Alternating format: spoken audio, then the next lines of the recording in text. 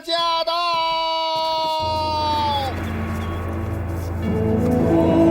万岁！万岁！万岁！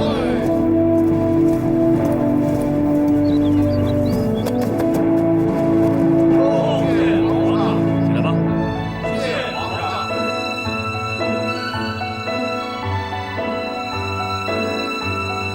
朕从没见过刑部审案，所以今天过来凑凑热闹。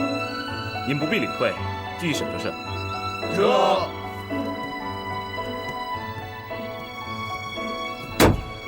杨光贤，你还有何诉状？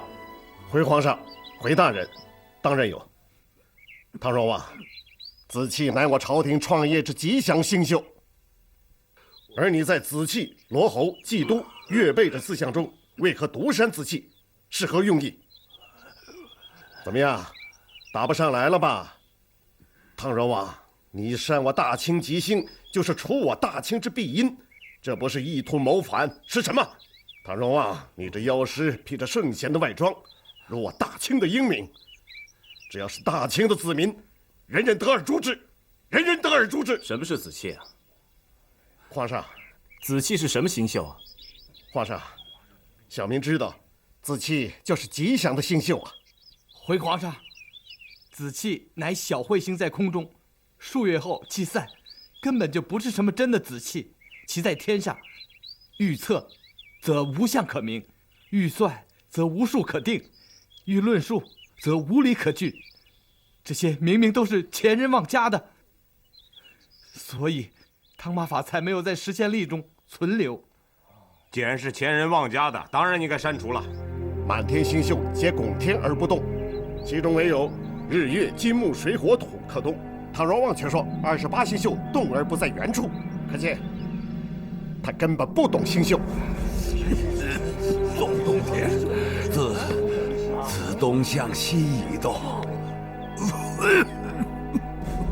上也12宫，因此自古不变啊！荒谬！你这是邪说，简直是荒谬透顶！荒谬透顶！没事，只是杨贤士说的有点重复，让朕感到困扰。皇上恕罪。哎，没事了，没事了。马法，你刚才说自古不变，那便怎样？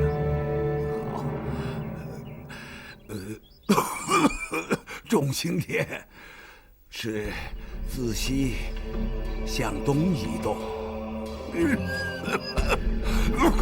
只是移动甚缓，须经数10年、数百年、数千年，方可察觉。哦，众星宿向东移动，久而久之，自然会与宗洞天错开。说得好，说得好，皇上学会了很多东西，这便叫岁差。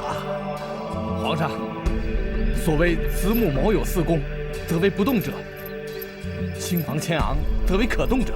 哦，我明白了。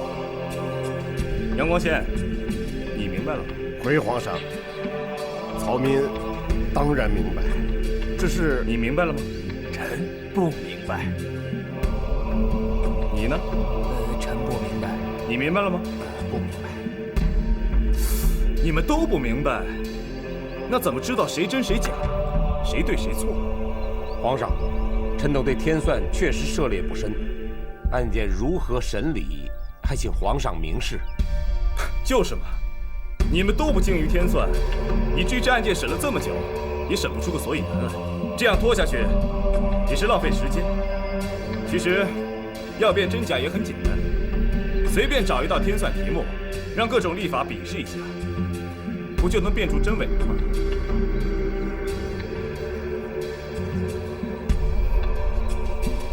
皇上还说了，根据实宪历记载，再过4天就会出现天狗吃太阳。届时只要把西洋实宪历、大统历、回馈历这3种历法比试一下，测试天狗吃太阳的准确时辰，自然分出上下高低。比这么争来争去的，简单多了，也有意思多了。比试什么呀？有什么好比试的？根本就没这个必要。哼，准又怎么样？我们现在告的不是别的，是要告他以立法谋反。可是，状书里也列举了他10大天算谬误，皇上所说的虽然有点匪夷所思，哎，可是也不无道理，是吧？啊，我恰恰担心这个。倘若汤仪胜了，我们怎么再审下去啊？苏大人，您过虑了，他绝不会胜的。相反，这是一个最好的机会，让老夫在世人面前揭穿他天算家的假面具。他输了，皇帝自然没话可说，太皇太后也没话可说。这样我们给他定罪，就理所当然，顺理成章了。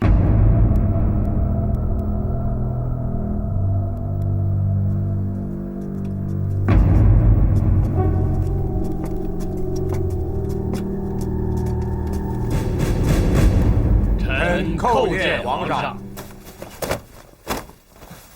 免礼。对了，马法身体怎么样？药送去了吗？回皇上，皇上所赐之药，下官已送到刑部牢房。只是汤马法他确实病得不轻。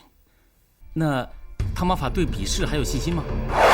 算比试，不过是相互切磋，胜负并不重要。马法，这一次的胜负，那可是性命交关呐！老夫已是残了之年，就是少活个1年半载的，也没什么大不了。不过那天比试对你们4位很重要，对社稷更重要。凡4位上赴皇上，天算比试，老臣会尽力而为。好，马法既然这么说了，咱们就一定能赢。天算案能有这次转机，全靠皇上睿智，对臣等宠爱有加。臣谢皇上圣恩。谢皇上圣恩。哎，好了好了，马法是贤臣，朕怎么能见死不救呢？而且朝廷急需你们协助，不用谢了。谢皇上。皇上为什么要提出来比试天算呢？好玩儿？就是为了好玩？就是好玩儿。可是好玩的事情多着呢，为什么不玩别的，偏偏就喜欢玩这个呢？因为这个最好玩。都说人的命天注定，人算不如天算。这回人把天上的事儿算好了，然后让老天来验证人到底说的对不对。哼，想想就有意思。就是这些？就这些。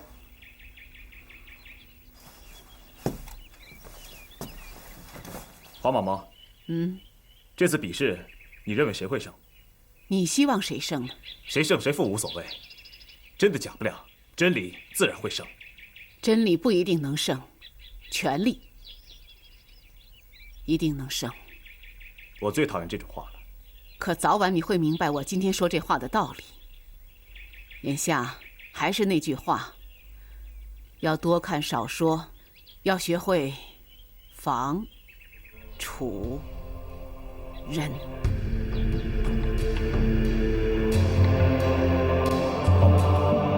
如果没别的事儿，昨儿先告退。好吧，下去吧。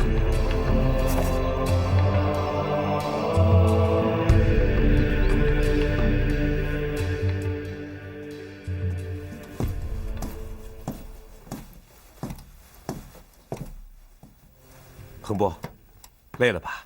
咱们在这里睡觉啊！来，起来。恒波，你怎么了？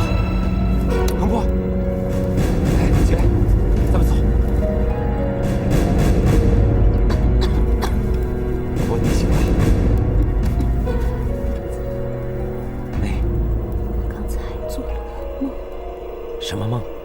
梦里好似千海外，最终不觉到江南。自相伴。等这里的事儿一旦料理完了，我就带你回江南。3月3看桃花，我们俩一起到龙华寺看桃花，好吗？好。我累了，我想休息一下。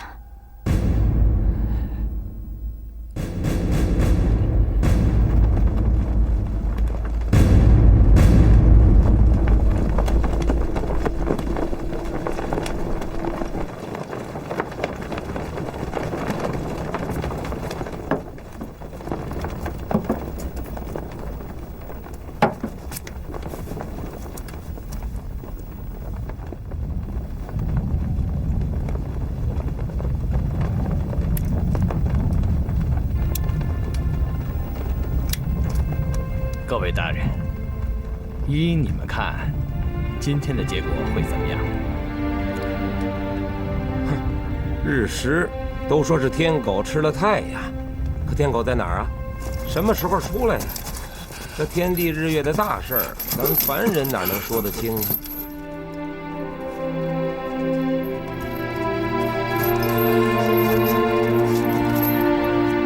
唐伯伯怎么样？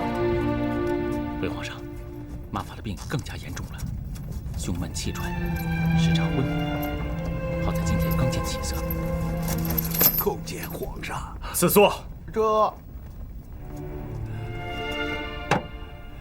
谢皇上。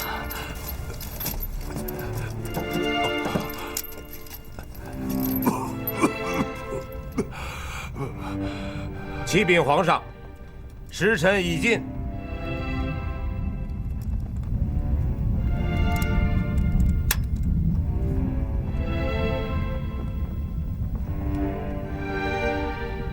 开始吧。今天是日食之期，由无名以回回历，阳光仙以大统历，唐若望以西洋历推算日食时刻，卫士公允、礼部以委派官员从福漏堂及鬼影堂准确报时。现在是未正1刻，距离无名以回回历算得的日食时刻还有2刻，请皇上、诸位王爷大人沐验。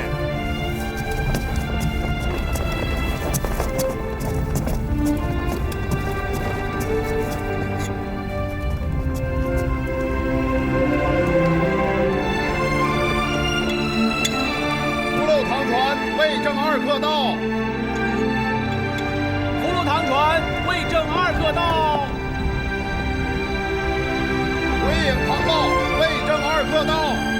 鬼影堂报未正2刻到。未时2刻到，距离回回历推算时刻还有1刻。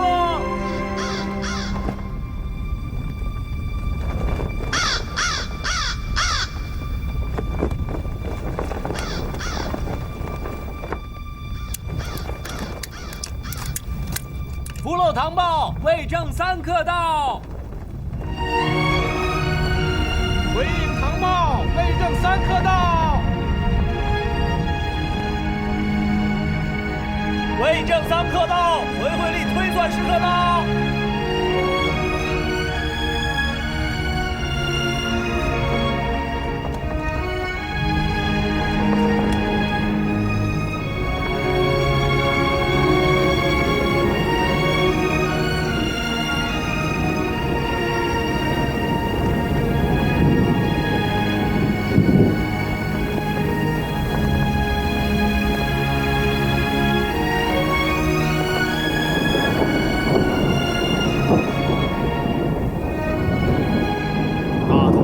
的时刻会更准的啊！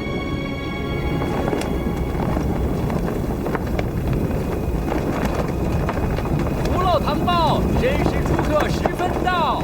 鬼影堂报申时初刻10分到。申时初刻10分到，大统统力推算时刻到。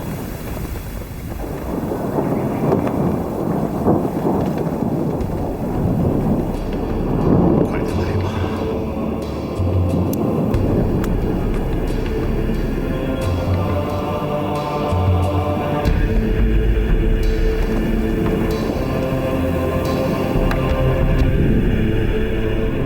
快点来吧！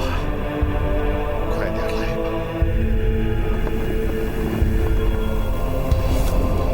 胡扯！什么日食？我看今天根本就不会有日食。没错，先是西洋历推算的今天有日食，我们回历和大统历这才跟着推算。可见西洋历蛊惑人心，绝不可信。依我看，根本就不用看了。阳光灿烂，哪来的日食啊？对呀。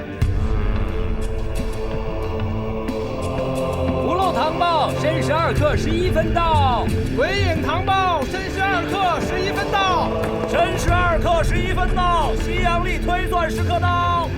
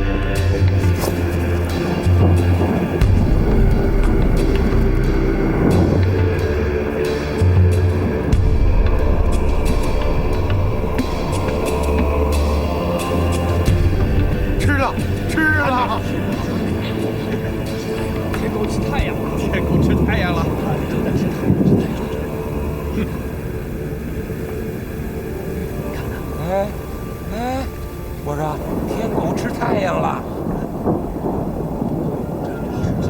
天狗吃太阳了，天狗吃太阳了。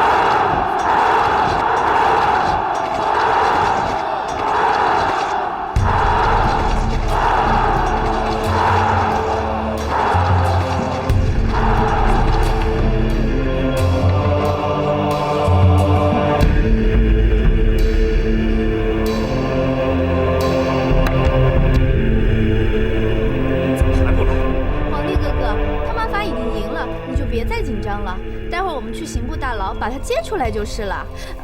哎，坐会儿吧。皇上，天算比试，礼部的告文下来了。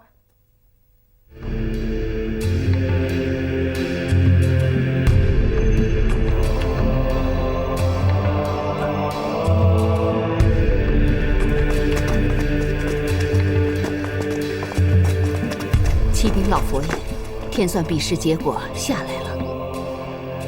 3派天算学所测日食时刻都对了，西洋时现历更准确些。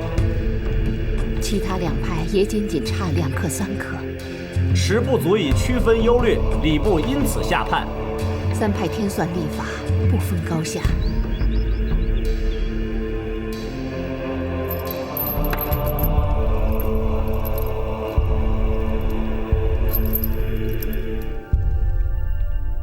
这不是耍赖吗？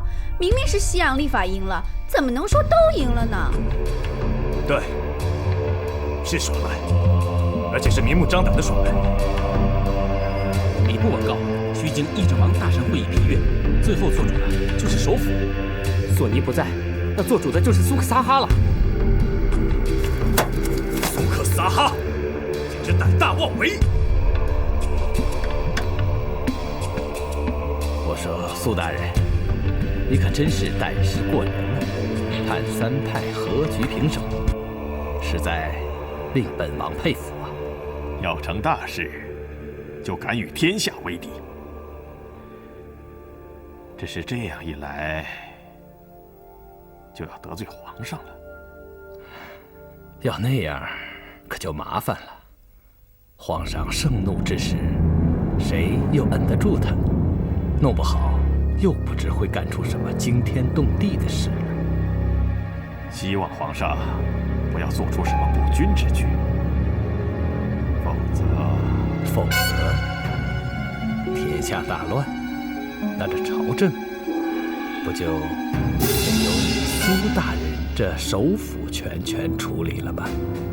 更有甚者，或许会引致变天。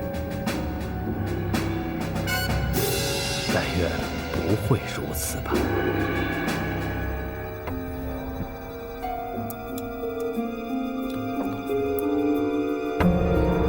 礼部判三立法不分胜负。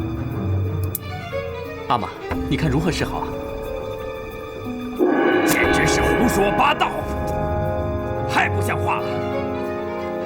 这分明是掩耳盗铃，指鹿为马。哼！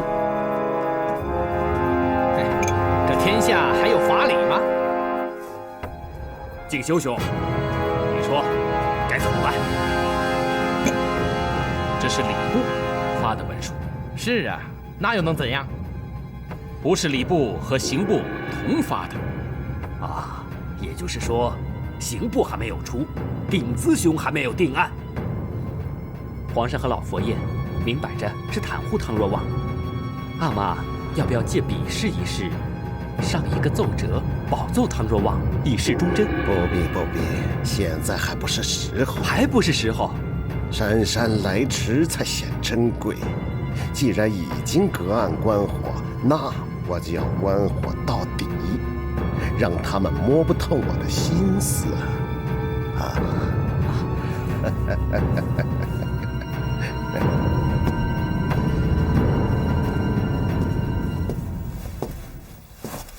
大人，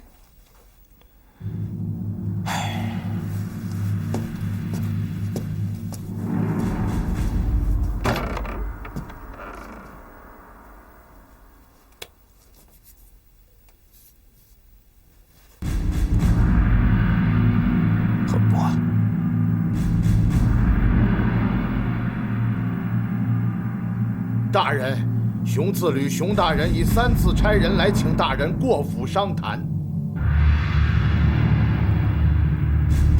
知道了。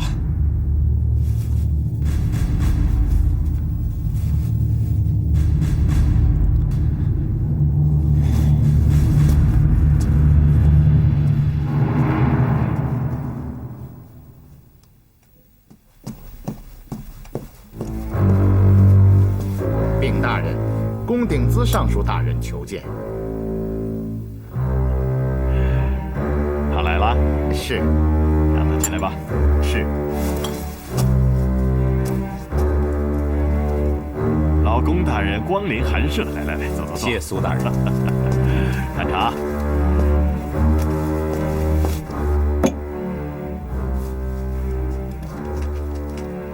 龚大人过府相访，所为何事啊？下官前来，只为天算案一事。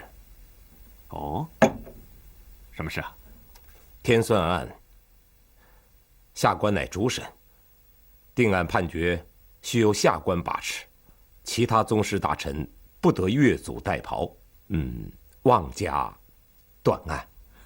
那是当然了，礼部所判，乃天算测试之结果，与本案无关。这个重担，自然还要落在你龚大人的肩上啊。得苏大人一句话，下官就放心了。哎呀，龚大人真是难得到府上来一趟啊！本官有一件事，一直在犹豫，不知应该如何办理才好，想请大人参详一下。下官不敢。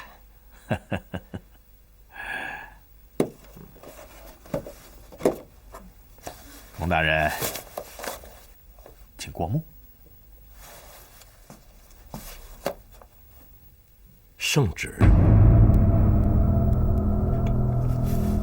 刑部尚书龚鼎资，克怜克己才干出众，审理天算一案有显其才，现册封为文华殿大学士，赏3眼花翎，钦此。龚大人先别急，还有另外一道。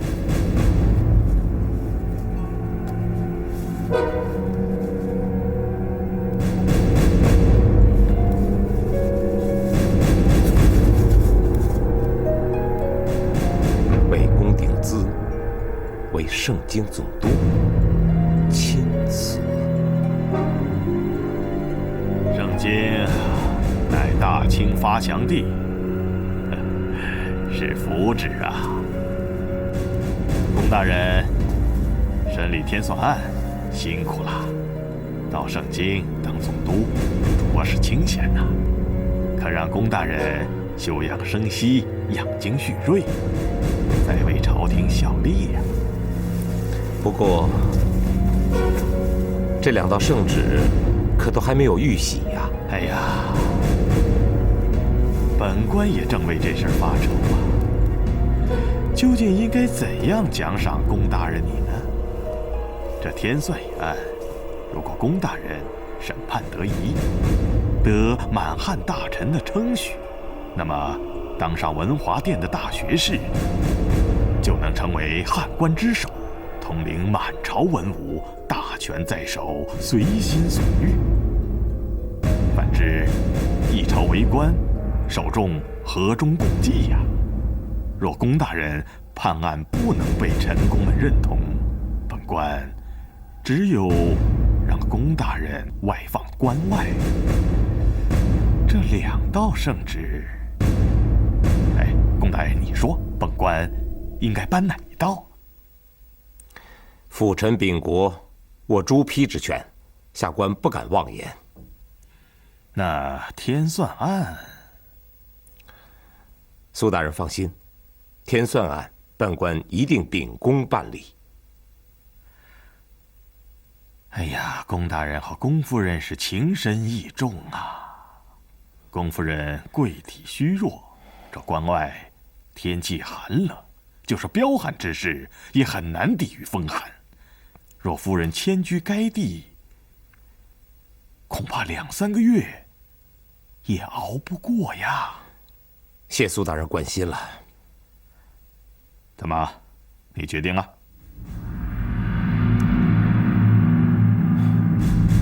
天算一案，下官可以判得您苏大人满意，可是下官还有一事相求，还望苏大人成全。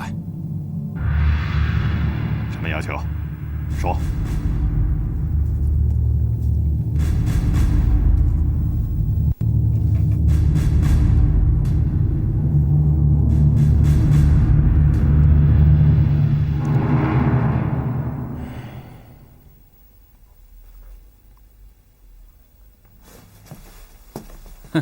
鼎子兄果然在此啊！3位大人这么晚了还没回去休息啊？我们收到消息，说你被调到江南去做守寻道，是真的吗？确有此事，圣旨已经下来。守寻道乃从3品，这是把你连降2品。这苏克萨哈也太猖狂了！别提那个苏克萨哈了。这件事跟他没有关系，是在下请求的。你这是为什么呀？为什么呢？这天算一案正值紧要关头，你这一走，那苏克萨哈更是为所欲为了。鼎子兄，你倒是说话呀！孙大人，鼎子兄的此番举动，必有他的道理。哎，闻说尊夫人抱恙了，还好吧？鼎子兄，算了，你还是早点回去陪陪夫人吧。谢谢3位关心，只是我马上就要起身南下，得把一些事情交代下来。哎呀，你这一走，这天算案不知会有怎么个结果呀？其实天算一案的判词，在下已经写好了。这是判词，明天送到吏部，公告天下。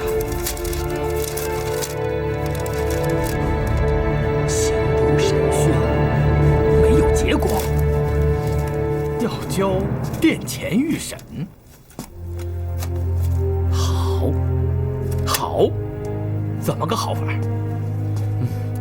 以现今状况，就算鼎子兄判唐玛法赢了，苏克萨哈也不会善罢甘休的，他肯定要千方百计地纠缠下去，把判词打发回来。可是玛法已经病重，不知道能熬多久，是不能再拖下去了。殿前御审不管怎么定案，是杀了还是放了，肯定会有个结果的。这样，马法他老人家再也不会受罪了。可是殿前御审也只是拖延，到时候还是由苏克萨哈主持，那汤玛法也只能是多活10天半个月而已。也不尽然。顶子兄，你到底是什么意思？事到如此，局面已是不能挽回了。不过，还有一人或许能挽回形势。谁？皇上。皇上虽是幼虫之年，但往往在我们无力之际，他会想出一些匪夷所思之法来。天算验，是非难以判断，又无法拖延。可就在事情焦灼之时，皇上却想出一个比试的法子。这次我们的胜算尽管依然渺茫，但这是我们最后一招了。所以我就拿御审跟他做条件。苏克萨哈觉得一切都在他的掌握之中，就应允了。这也是我们扳回天算一案的最后一次机会了。老爷，老爷，老爷，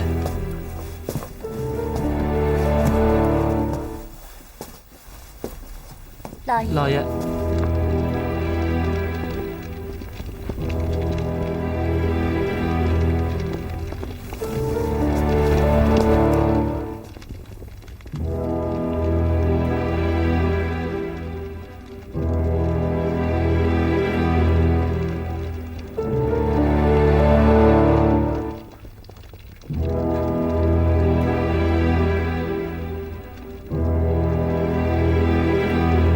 大人，熊大人派人前来，请大人过府相见。大人，熊大人派人前来，请大人过府相见。知道了。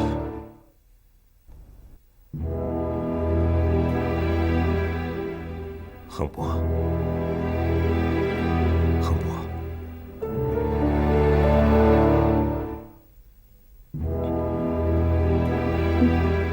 恒伯，恒伯，顶子，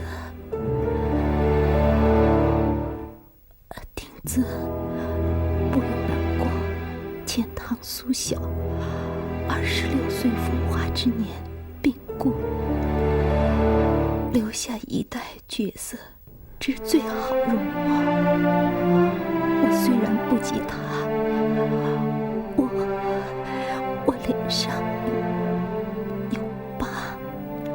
不，你这条疤痕是世界上最美的疤痕。顶子，以后恒伯不能再伺候你了，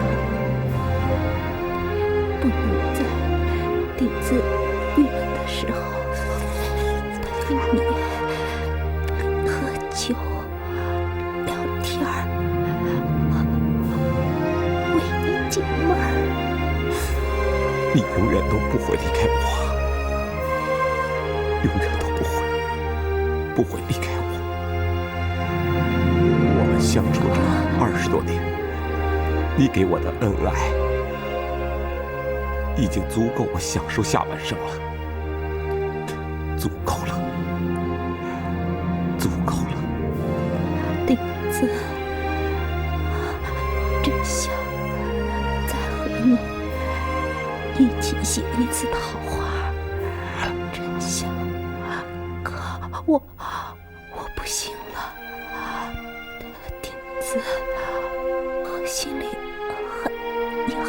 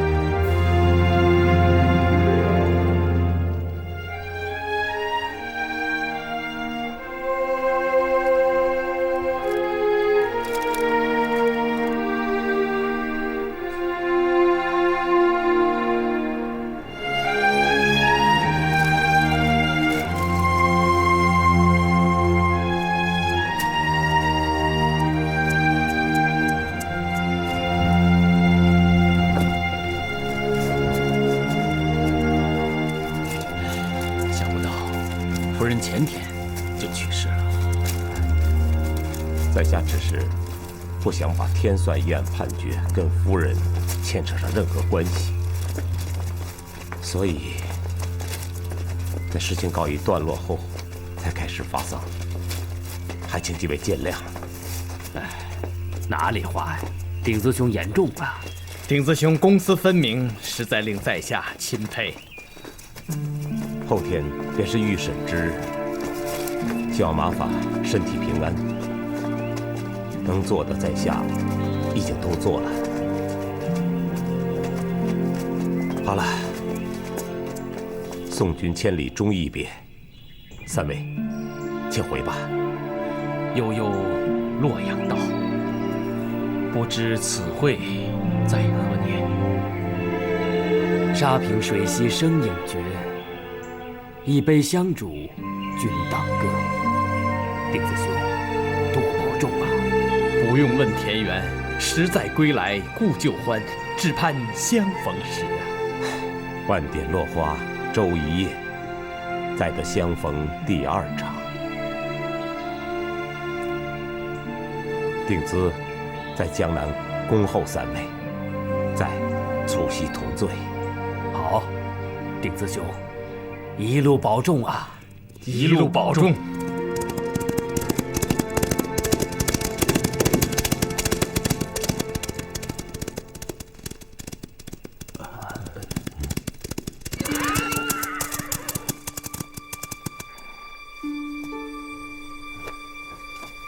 吾皇万岁万岁万万岁！起来吧。谢皇上。顾鼎兹，臣在。跟你说句心里话，朕很讨厌你。臣无才无德。别废话。你有才有德，处事严明，是个好官，也没辜负你夫人对你的厚望。朕讨厌你，是因为你性格拘谨，跟朕性情不符。可是，这是好事儿。如果天下的臣工都跟朕一样，随心所欲、任意妄为，那天下必定大乱。朕虽然讨厌你，却又不得不器重你。朕给你2年时间，2年之后你再回来，朕就该亲政了。你回到朕的身边，说一些让朕讨厌的话，做一些让朕讨厌的事儿，让朕气得咬牙切齿，却又不得不听你的。臣谢皇上恩宠，只是臣真的累了，只想回江南替皇上办点闲差，也就罢了。龚鼎兹，你这是第一次讲出你的心里话。好，既然你这样想，那朕还是不答应。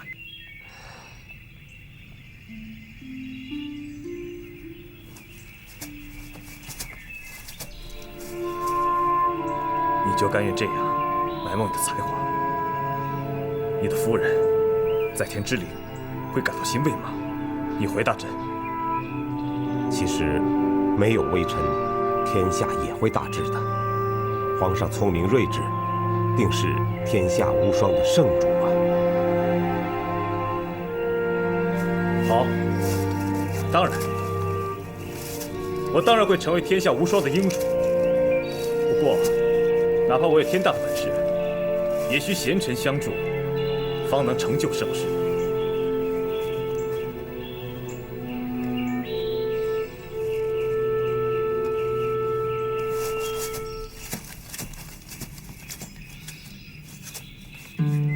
一品诰命夫人，得罪了。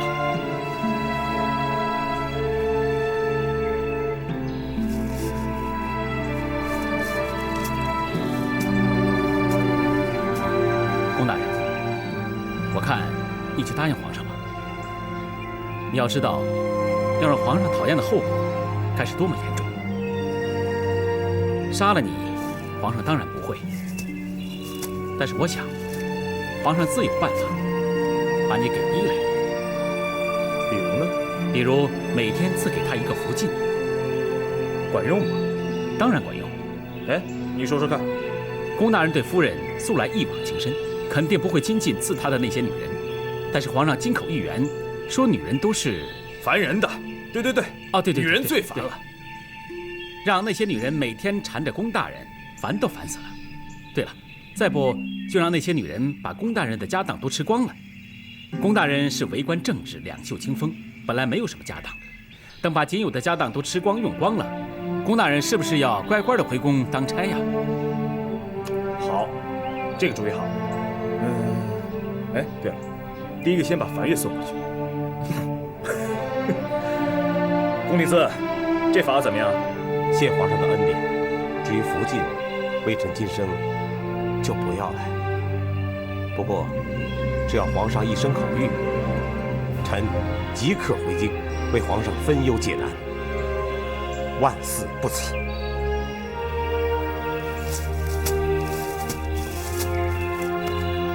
好，行了，快上路吧，别总在朕面前晃。龚秉赐，你记住了，朕还是很讨厌你。一路顺风。臣谢皇上的讨厌。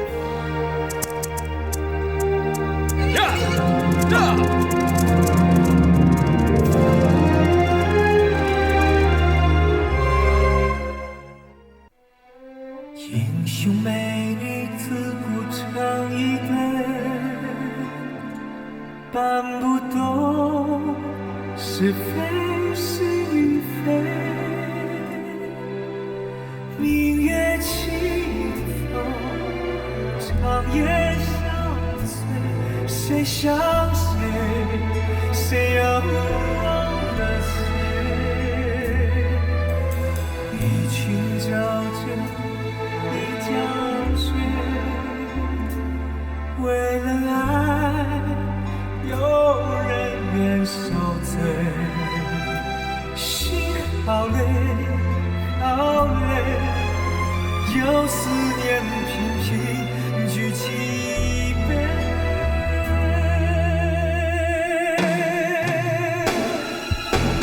寒光中见玫瑰，醒了心有水。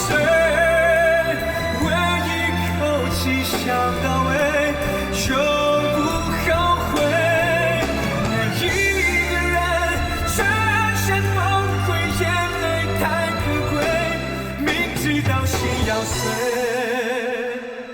也不后退。寒光中见玫瑰，醒了心有水。为一口气想到尾，永不后悔。为一个人转身崩溃。眼泪太可贵，明知道心要碎，也不